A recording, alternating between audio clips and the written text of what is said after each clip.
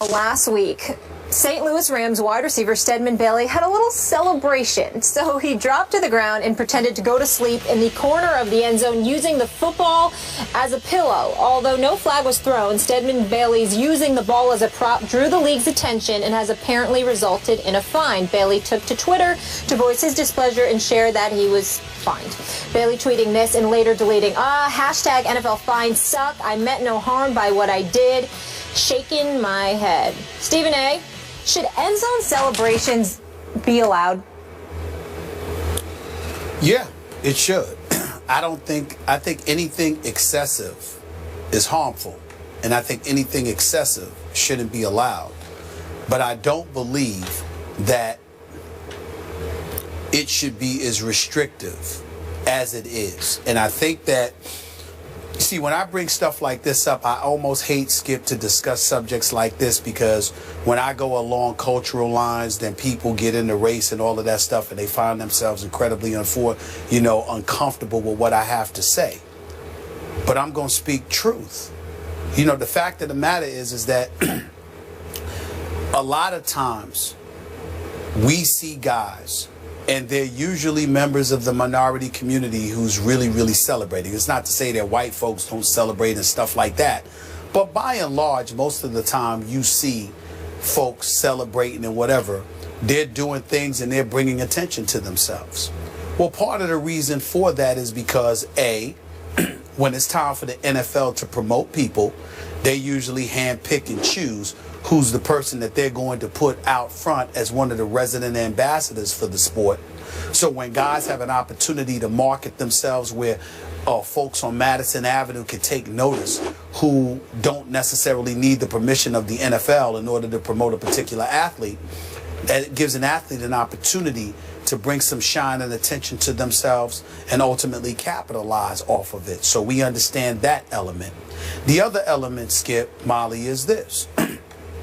It's amazing, whether it be on the collegiate level or beyond, how we pluck individuals from these community, deprived, desolate, impoverished, obviously devoid of acceptance, of love, affection, of recognition in a lot of instances, and find themselves in a position where they get to just exhale and express themselves.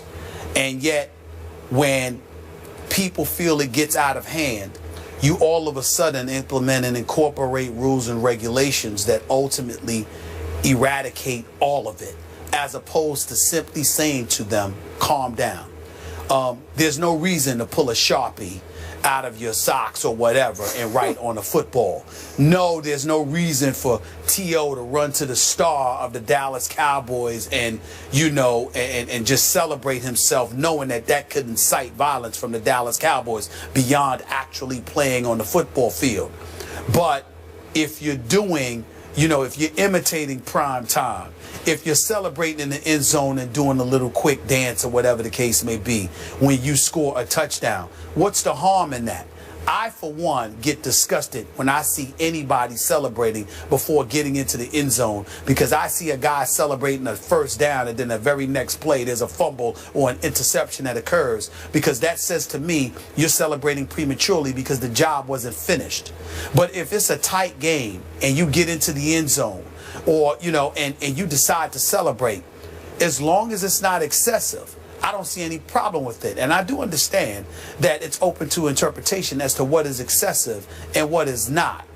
But you got guys that sit up there and they spike the ball and they do a little dance. And in one arena with Martellus Bennett celebrating when Jay Cutler threw him that touchdown pass, there's no penalty. And in another stadium, a particular referee says, no, that's a penalty. I don't understand stuff like that.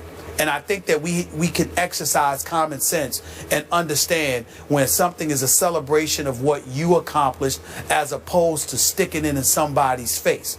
I can understand us policing, antagonizing an opponent and bloviating in his face in a disrespectful fashion. That should always be penalized. But if you're celebrating something that you accomplished and your team accomplished, and it's relatively quick and devoid of excessive behavior, I see no problem with it whatsoever. And the fact that that that is a problem to some doesn't speak to the celebration to me. It speaks to the level of institutional control leagues are hell-bent on acquiring and maintaining.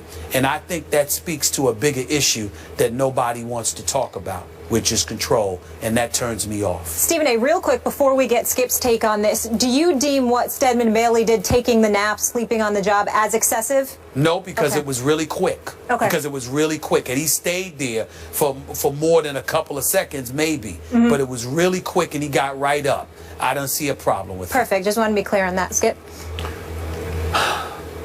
Let me address your original point, and I appreciate you bringing it up, because it plays in our conversation here. I appreciate let's just say I'm sensitive to the potential racial undertones of a rule like this, the cultural, if you will, undertones of a rule like this. I get all that. But my question back to you is the NFL not as popular as ever? It is. It seems to gain popularity by the weekend, by the Sunday and the Monday night. And you can call me old school. This isn't about anything racial or cultural. It's about the NFL, the owners, protecting the most important product that they have, and that is the game itself.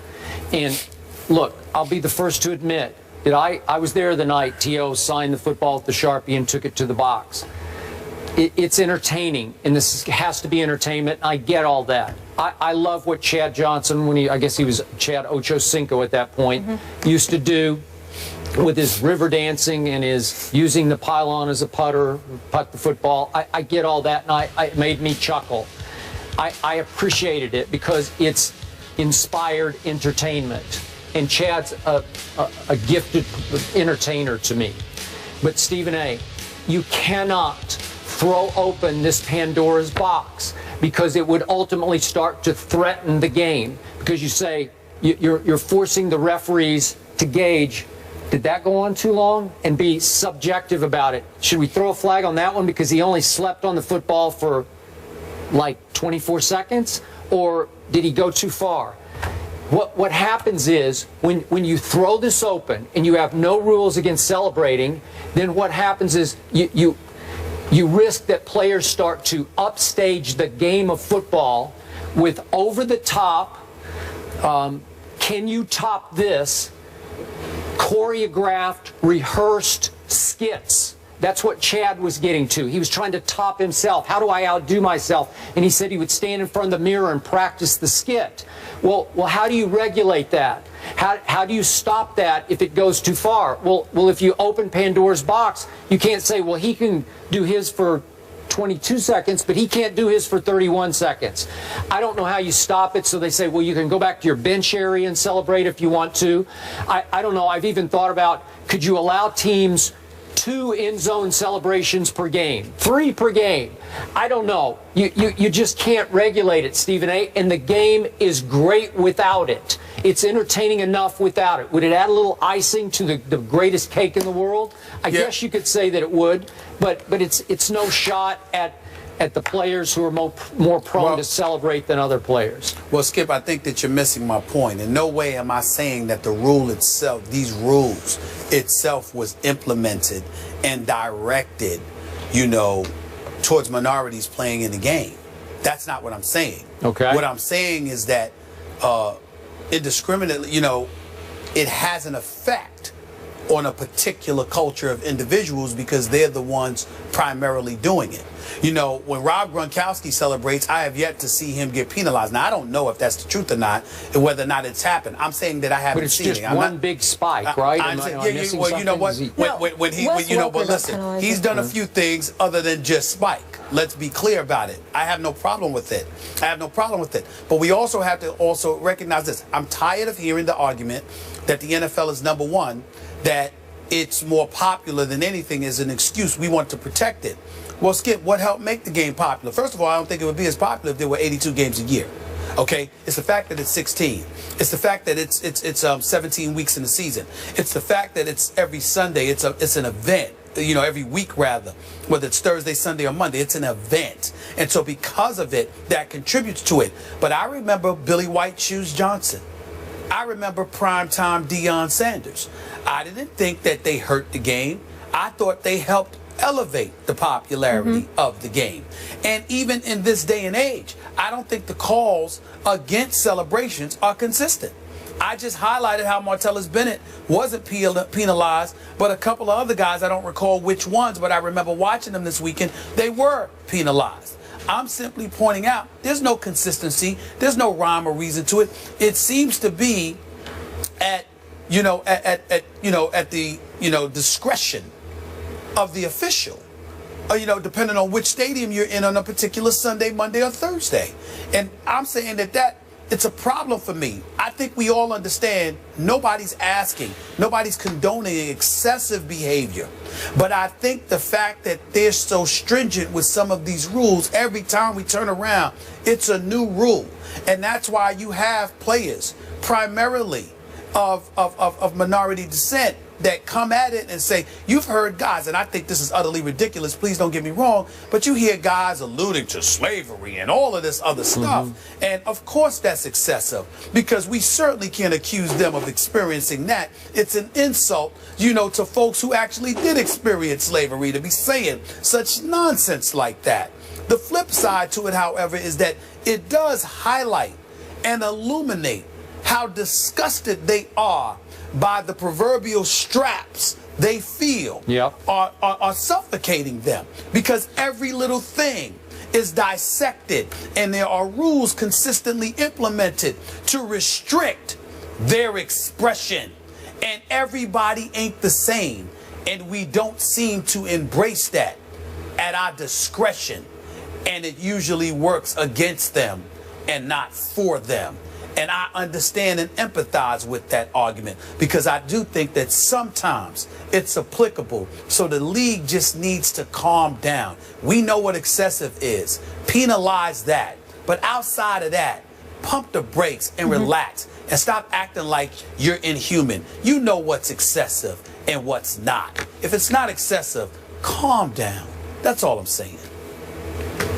Fair enough. We got to go to break here now, and we're going to move on and talk about the Dallas Cowboys. Are they done? Well, our former Cowboy, Darren Woodson, is in the house, and we're going to get into that subject with him coming up next.